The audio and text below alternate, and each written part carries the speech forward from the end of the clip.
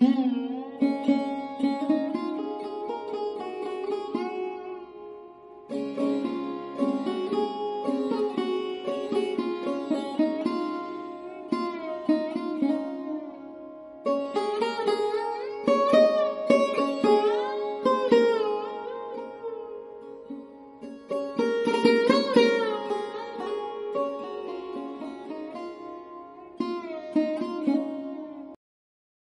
দেখো এখন ঘড়িতে বাজে ভোর 5:30। এই ঘড়িটা 5 মিনিট মতো ফাস্ট আছে আর কি। তো উঠেছি কটায় জানো? আজকে উঠেছি প্রায় 4:30, মানে 4:30টার সময় উঠেছি। তার কারণ তোমাদের দাদা বেরোবে, তারপর থেকে এখনও পর্যন্ত ঘুমাইনি। একটু মেডিটেশন করলাম, বিছানায় বসে বসে একটু প্রাণায়াম করলাম, একটু মন্ত্র শুনলাম। তো অনেকক্ষণ এইভাবে কাটিয়ে 5:30 বেজে গেল। তো ভাবলাম কি উঠে যাই, কাজগুলো করি। তারপরে কি মনে হলো, তারপরে একটু শুয়ে নিলাম, ব্যাস। তারপরে কি আর ঘুম ভাঙে? ঘুম ভাঙলো সেই 8টারও পরে, মানে 8টা ক্রস করে গেছে, তারপরে ঘুমটা ভাঙলো। তো যাই হোক, কি আর করব, ভেবেছিলাম ভোরবেলা উঠেই কাজগুলো করে নেব, কিন্তু সেটা কিছুতেই হলো না। ওই যে একদম ভোরে উঠে পড়েছিলাম, উঠতে হয়েছে। তারপরে 1 ঘন্টা মতো জেগেছিলাম, এটা সেটা করে ওই সময় কাটিয়েছি। তারপরে ব্যাস, ওই চোখটা একটু জ্বালা জ্বালা করছিল, আবার একটু শুলাম যে না 10 মিনিট পরে উঠব। সেই 10 মিনিট এতক্ষণে হলো।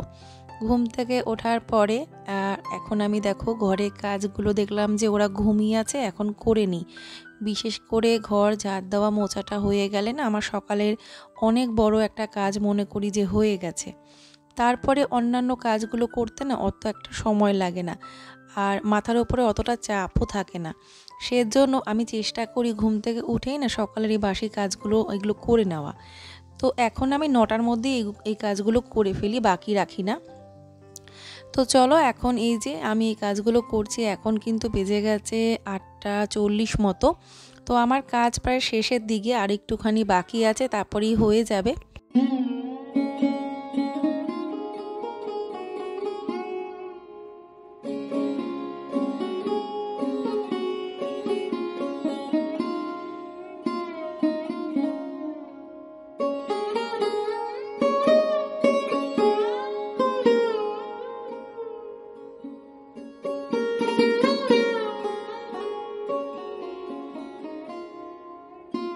তো নেতাটা ধুয়ে এনেছি, ঘর মুছবো। তো ঘরটা ঝাড় দিতে লাগবে না, কারণ ঘরে কোনো নোংরা নেই যে ঝাড় দেওয়ার মতো। তো শুধু মুছে নেব, কিন্তু বারান্দাটা একটু ঝাড় দিয়ে নিলাম, কারণ বারান্দায় ধুলোবালি একটু থাকেই। তারপরে এখন এই যে ঘরটা আগে মুছে তারপরে বারান্দাটা মুছে নেব। তো গোপাল এখনও ঘুমিয়ে আছে। তো এই সময়টা ওর ঘুমিয়েই থাকে, খুব কম যে উঠে পড়ে। আর এই একটা মাস তো মানে ছুটি, তার জন্য ঘুমাক, মানে আমি আর ডাকি না, একেবারে খাবার দাবার রেডি করে নিই, তাতে আমারও সুবিধে হয়। আর এদিকে মনা উঠে গেছে, মনা কিছুক্ষণ আগে উঠেছে, উঠে ফ্রেশ হলো। তো আমি আজকে এমনি ঘুম থেকে উঠে ফ্রেশ হয়েছি, চেঞ্জ করেছি, কিন্তু ব্রাশ করিনি। মানে আমার এতটাই তাড়া ছিল যে ওরা ওঠার আগে আমি ঘরের কাজগুলো কমপ্লিট করব, সবকটা ঘর ঝাড় দিয়ে মুছে নেব। তো সেজন্য আমি ব্রাশ করিনি। তো দেখলাম থাক, কাজগুলো সেরে তারপরে ব্রাশটা করব। তো ব্রাশ করলাম, এখন একটু মুখটাকে ফেস ওয়াশ দিয়ে ক্লিন করে নেব। আমার এই শীতটা যাওয়ার মুখে মুখে না স্কিনের একটা সমস্যা দেখা দেয় প্রতি বছর। টানের সময়টা যখন ধরো শীতটা চলে যাবে, এই সময়টায় দেখবে স্কিন প্রচণ্ড টান ফিল হয়। তো ওই জন্যই না আমার আরও বেশি প্রবলেমটা জেগে উঠেছে বলতে পারো। আমার মেন সমস্যা হচ্ছে আন্ডার আই ডার্ক সার্কেল, তোমরা দেখেছো আছে, তার সাথে টি জোনটাও প্রবলেম আছে। তো ডাক্তার যখন দেখিয়েছিলাম, স্কিনের ডাক্তার, তো তখন উনি বলেছিলেন যে আমার ওই চোখের ওপর নিচে আর টি জোনটাতে মানে ওষুধটা লাগাতে বলেছিল, যে ওষুধটা আমাকে দিয়েছিল। তো এখন দেখছি সেই প্রবলেমটা এত বছর পরে আবার দেখা দিয়েছে। এমনি মাঝে মাঝে হয়, তো সেটা একদিনের মধ্যে চলে যায়, 1-2 দিনে, কিন্তু এবার দেখছি যাচ্ছেই না। তো এখন মনে হচ্ছে যে মেডিসিনটা ডাক্তার দিয়েছিলেন, তো সেটাই মনে হয় মাখতে হবে। তো সেজন্য মুখটাকে এখন ভালো করে ফেস ওয়াশ দিয়ে ক্লিন করে এখন একটু ক্রিম মাখলাম। এটা অবশ্যই মামাআর্থের সানস্ক্রিন আর কি। তো যাই হোক, চলো কি আর করা যাবে।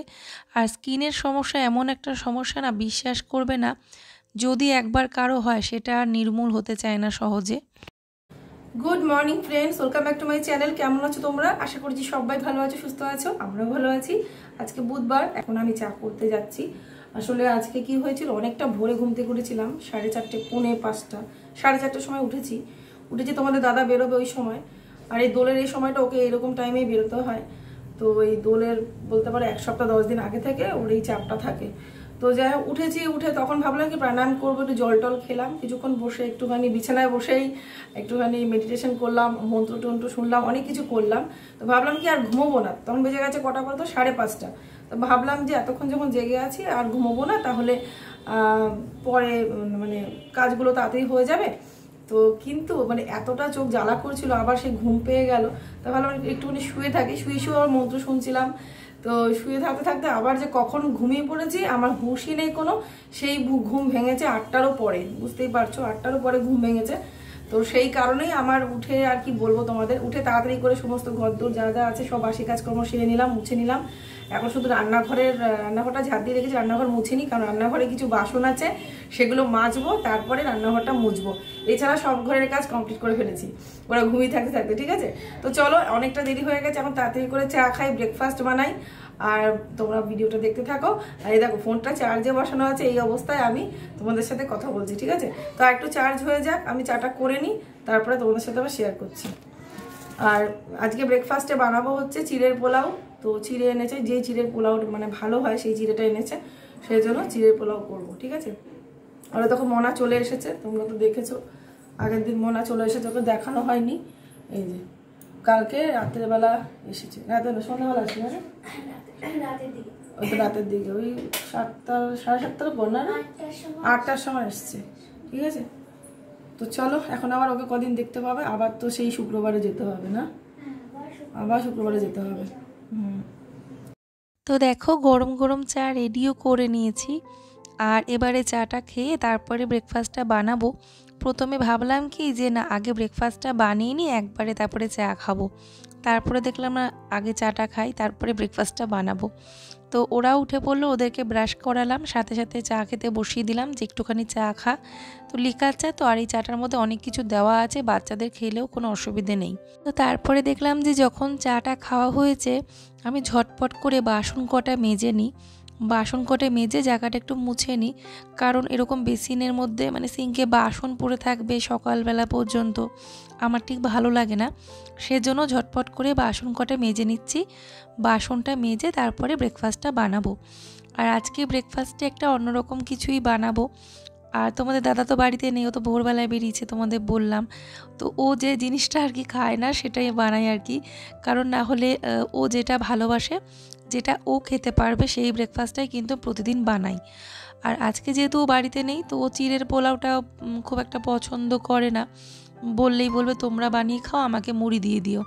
তো সেজন্য আজকে আমি চিড়ের পোলাওটা বানাবো। তো দেখলাম ওরাও অনেক দিন খায় না, আর এমনিতে যে চিড়েটা দিয়ে পোলাওটা না খেতে ভালো হয়, সেই চিড়েটা এনেছে 2 প্যাকেট। 1 প্যাকেট আমি ঠাকুর ঘরের জন্য দিলাম, মা ঠাকুরকে দেবে চিড়ে বাতাসা, আর 1 প্যাকেট নিচে রেখে দিয়েছি ওই পোলাও টোলাও বানানোর জন্য আর কি। তো চলো, এই দেখো কতগুলো বাসন, কারণ রাতের বেলা ওই যে বাসন মাজিয়ে রেখে দিয়েছিলাম, তার জন্যই এতগুলো বাসন জমেছে। মানে এঁঠো বাসনগুলো সব মেজে নিই, এমনি ধরো যেগুলো থাকে হয়তো দুধের বাসনটা রইলো, তরকারি বাটি এটা সেটা ঢাকনা যা যা বেরোলো, হাঁড়িটা, তো সব মিলিয়ে বেশ ভালোই বাসন ছিল। তো সেগুলো এখন মেজে নিলাম, গ্যাসটাকে ভালো করে মুছে নিলাম। আর এগুলো না রাতেই আমি করে রাখি, আর এমনিতে বাসন কোনো সময় রাখি না, হয়তো বলতে পারো 7 দিনের মধ্যে 1 দিন হয়তো কোনো কারণে বাসন কটা মাজলাম না, বাকি দিনগুলোতে কিন্তু প্রতিদিন আমার রুটিন রান্নাঘর পরিষ্কার করে তবেই আমি ঘুমোতে যাই। তো এই আর কি। আর সকালবেলা উঠে এমনিতেও আমি গ্যাসটা একবার মুছে নিই, কারণ রান্না করার আগে, আর এমনিতে ধরো একবার মুছে নেওয়া উচিত, গ্যাসটা তারপরে এই জায়গাটা একটু মুছে নিতে হয়, তারপরে ব্যবহার করা উচিত। তো সেটাই করি প্রতিদিন। তো চলো, এই কাজগুলো প্রায় শেষের দিকে, এখন ব্রেকফাস্টের জন্য সব কিছু রেডি করব। তো আগের দিন এই ব্লগটা দেওয়ার কথা, কিন্তু আমি পরের দিন দিচ্ছি, মানে এটা বুধবারের ব্লগ, বৃহস্পতিবার মানে কালকে দেওয়ার কথা ছিল, কিন্তু সেটা দিতে পারলাম না। তার কারণ হচ্ছে আমি এডিট করিনি, মানে এডিটটা ইচ্ছা করিনি, এতটা মন মেজাজ খারাপ ছিল, তার মধ্যে গলাটা একটু প্রবলেম, কাশি, গলাটা একটু ভাঙা ভাঙা হয়ে গেছিলো। তো সব মিলিয়ে বলতে পারো একদম ভালো লাগছিল না কোনো দিক থেকেই। সেজন্য আমি মানে বলে না যে একটা কোনো কাজ করার জন্য কিন্তু মনটা ভালো রাখা দরকার, তো বলতে পারো সেটাই। মানে আমি ভেবেছিলাম দুপুরে এডিট করে রাতের বেলা তোমাদেরকে ভিডিওটা দেব। অর্ধেকটা তো আমি রাতে করে রেখেছিলাম আগের দিন, তো ভেবেছিলাম বাকিটা আমি দুপুরে করে তোমাদেরকে তো সন্ধ্যাবেলায় ভিডিও দেব। কিন্তু দুপুরবেলা খেয়ে দিয়ে গিয়ে আমি মানে একদম ইচ্ছে করলো না আমার, আমি শুয়ে পড়লাম, দিয়ে ঘুমিয়ে পড়লাম। দুপুরের ঘুম, ওই সকাল থেকে কাজ করি, তারপরে দুপুরে গিয়ে যদি একটু শুয়ে পড়ি, ও ঘুম আসতে কতক্ষণ বলো। তো আমি ইচ্ছা করি ফোনটা না হাতে নিই, ফোনটা আমি সাইডে ফেলে রেখেছিলাম, মানে ফোনটা হাতে নিয়ে অন্য সময় এটা ওটা দেখি, তো ফোনটা হাতেই নিইনি ইচ্ছে করে, ধুর ফোন নেবই না, একটু বিশ্রাম করে নিজের শরীরটা আগে দেখি। তো এই হচ্ছে ব্যাপার। কী কারণে মন খারাপ সেটা কি আর বলবো বলো, মানুষের জীবনে তো অনেক কিছুই হতে পারে। সেরকমই সকালবেলা একটুখানি বরের সাথে ঝগড়া হয়েছে, আর নিজের ভালোবাসার মানুষটার সাথে যদি কোনো সময় ঝগড়া হয়, যদি কিছু হয় না, তখন সত্যি কথা বলছি নিজেকে খুব অসহায় লাগে, তখন কিচ্ছু ভালো লাগে না। আর আমার একবার মুড অফ হলে না, তো সেটা ঠিকঠাক হতে সময় লাগে। আমার বরের কোনো ব্যাপার না, ও তো এমনিতেই মাথা গরম, রেগে যায়, রেগে গিয়ে হয়তো একটা কথা বলল, ব্যাস হয়তো দোষটা আমারই, আমি কিছু হয়তো ভুল বলেছি, ও রেগে গেল, মাথা গরম করে দুটো কথা আমায় বলল, ব্যাস ওটা আমার এতটা খারাপ লাগবে, আমি ওটা ধরেই বসে থাকি। ও তো পরে এসে আমাকে বলবে, আমি তোমাকে মন থেকে বলিনি, তুমি তো জানোই আমি তোমাকে যা বলি কখনো মন থেকে বলি না। তো আমি কি বলো সেটা কি ধরে বসে থাকবো যে ও আমাকে এই কথাটা বলছে, ও মন থেকে বলছে না, থাক আমি কিছু মনে করব না, তখন কি সেটা মনে হয়? কখনোই না। তো ওই রকমই, ও রাগের মাথায় বলে দেবে, পরে বলবে কি আমি তোমাকে কখনো মন থেকে কোনো কথা বলি না, ভালো করেই জানো তুমি। আর ওই বলতে যতক্ষণ, ঠিক তা পরক্ষণে এসে এমন করে কথা বলবে যেন কিছুই হয়নি ওর সাথে আমার। এই হচ্ছে মানুষটা হচ্ছে এইরকম। তো যাই হোক, এই হচ্ছে ব্যাপার। যখন ওর সাথে কিছু হয় না, যদি কিছু একটা মনোমালিন্য হয় কথাবার্তা, সেটা আমার এতটা খারাপ লাগে জানি না কেন। তো কি আর বলবো বলো। তো এইরকমই, এটাই তো হচ্ছে জীবন। এই না যে হাজব্যান্ড ওয়াইফের সম্পর্কে ঝগড়া, ভালোবাসা, রাগ রোষ সবই থাকবে, তবেই তো ভালোবাসার ডেপথটা বেশি থাকে, তাই না? তো যাই হোক চলো, আমি তোমাদেরকে বান্ধবী মনে করি, নিজের একদম নিজের পরিবার মনে করি, তার জন্য দেখো মনের কথাগুলো তোমাদের বলে দিলাম। তো জানি না আমার বর আবার রেগে না যায় যে তুমি কি বলছো আমার নামে এগুলো ভিডিওর মধ্যে। তো যাই হোক দেখো, আমি আজকে চিড়ের পোলাওটা বানাচ্ছি কিভাবে। এখানে আমি প্রথমে বাদাম আর কিশমিশ ভেজে নিলাম, তোমরা চাইলে এর মধ্যে কাজু বাদামও দিতে পারো। তো কাজু বাদাম ছিল কিন্তু আমি দিলাম না, দেখলাম যে এই বাদাম তো দিয়েছি এমনি বাদাম, তো সেজন্য আমি কাজু বাদাম দিলাম না, দেখলাম কিশমিশ দিয়ে দিই, তো সেজন্য একরকম বাদাম দিলাম আর কিশমিশটাও ভেজে নিলাম। তারপরে তেলের মধ্যে দিয়ে দিলাম এখানে আমি দুটো তেজপাতা, দুটো এলাচ, মানে একটুখানি গরম মশলা টাইপ এরকম ফোড়ন দিলে মানে ভালো হয়, মানে পোলাও বানাচ্ছি তো তার জন্য। তারপরে এখানে এই যে সবজিগুলো দিলাম, সবজির মধ্যে আছে এখানে বিন, গাজর আর আলু, ঠিক আছে। তো এগুলো একটু ছোটো ছোটো করে বানিয়ে নিয়েছি। তো এটাকে এবার একটু ভাজা ভাজা করব, একটু নরম হবে। আর এর মধ্যে আমি দুটো কাঁচা লঙ্কা একদম ছোটো ছোটো করে বানিয়ে দিয়ে দেবো, দুটো কাঁচা লঙ্কা, দুটো কি তিনটে, ছোটো হলে তিনটে, বড় হলে দুটো, এরকম।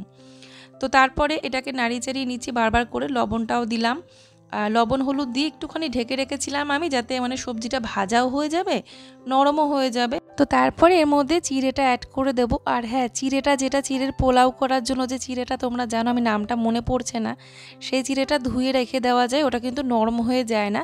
আর যেটা পাতলা চিড়ে ওটা কিন্তু মানে একটু জল ছিটিয়েও করে নেওয়া যায়, বা ধুলে আমার মনে হয় বেশি গলে যাবে। তো আমি দু রকম চিড়ে দিয়েই বানাতে পারি, কিন্তু এটা দিয়েই বেশি ভালো হয়। তো দিয়ে দিলাম এখানে সবজিগুলো, যখন দেখলাম নরম হয়ে গেছে, লবণও দিলাম, চিনিও দিলাম। কেন দিলাম, এটা চিড়েতে যতটা লাগবে সেই অনুযায়ী দিয়েছি। আগে কিন্তু সবজি ভাজার মধ্যে আমি লবণটা দিয়ে দিয়েছি, এখন যে পরিমাণে আমি চিড়ে অ্যাড করব সেই অনুযায়ী লবণ আর 2 চামচ মতো চিনি দিয়ে দিয়েছি, মানে বড় চামচের। তারপরে এই যে চিড়েটা ধুয়ে এরকম ঢাকা দিয়ে রেখেছিলাম, একদম ঝরঝরে যেরকম আছে সেরকম কিন্তু নরমও হয়ে গেছে, মানে চিড়েটা ধুয়ে ঢাকা দিয়ে রেখে দিতে হবে। তো দেখো এবারে ভালো করে মিশিয়ে নিচ্ছি। আর চিড়ের পোলাও জানোই তো একটু মিষ্টি মিষ্টি ভালো লাগে, সব কিছুই দেওয়া হয়ে গেছে। এর মধ্যে এখন লাস্ট আমি দেব একটুখানি গরম মশলা গুঁড়ো আর একটুখানি ঘি, ব্যাস তাহলেই রেডি। লাস্টে আমি ওই বাদাম আর কিশমিশটা মিশিয়ে দেবো। তো একটুখানি ঢাকা দিয়ে রাখলে আরও বেশি খিলা খিলা হবে আর ভীষণ ভালো হয়। এরকম করে না চিড়ের পোলাও বানালে অবশ্যই তোমরা বানিয়ে দেখো একবার। জানি তোমরা হয়তো অনেকেই বানাতে পারো, হয়তো আমার থেকেও ভালো বানাতে পারো। তো আমি যেভাবে বানালাম এটা খুবই টেস্টি হয়েছিল, তো তাই বললাম। তো কেমন লাগলো আজকে ব্রেকফাস্টের রেসিপিটা তোমরা কিন্তু জানাবে। আর চিড়ের পোলাও আসলে আমার আগাগোড়াই খুব পছন্দ।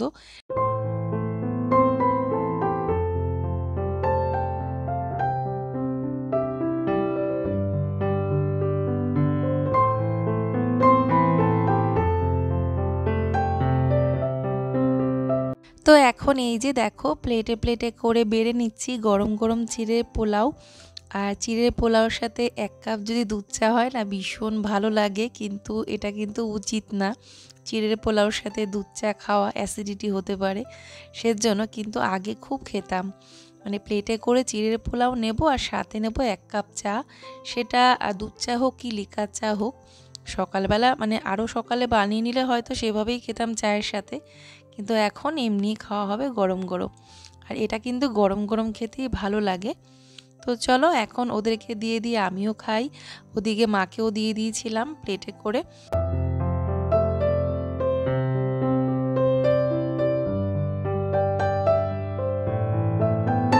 তো বন্ধুরা তোমরা অনেকেই হয়তো আমার ভিডিওর জন্য ওয়েট করে থাকো। একজন দুজন তো আমাকে কমেন্ট করেও বলো যে দিদি কখন ব্লগ দেবে, ওয়েট করে আছি। বিশ্বাস করো তোমাদের এই ভালোবাসাগুলো যখন দেখি না তখন আমার নিজেরই আফসোস হয় যে কেন যে ভিডিও দিলাম না, কষ্ট করে একটু দিয়ে দিতাম। তাই সবার কাছে আমি সরি বলছি ভিডিও না দেওয়ার জন্য, চেষ্টা করব প্রতিদিন দেওয়ার। অনেকদিন পর এত দারুণ একটা পোলাও বানিয়েছিল। এর আগের দিন বানিয়েছিলাম, ভালো হয়েছিল, চিড়েটা আলাদা ছিল। আর যে চিড়েটা একদম পারফেক্ট যেটা দিয়ে পোলাও করা হয়।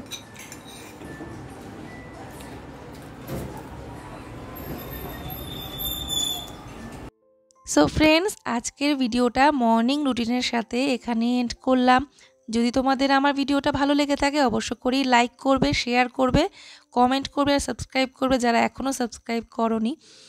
তো চলো আজকে যারা পুরো ভিডিওটা দেখলে তোমাদের সবাইকে জানাচ্ছি অনেক অনেক ধন্যবাদ। সবাই তোমরা ভালো থেকো, সুস্থ থেকো। রাধে রাধে।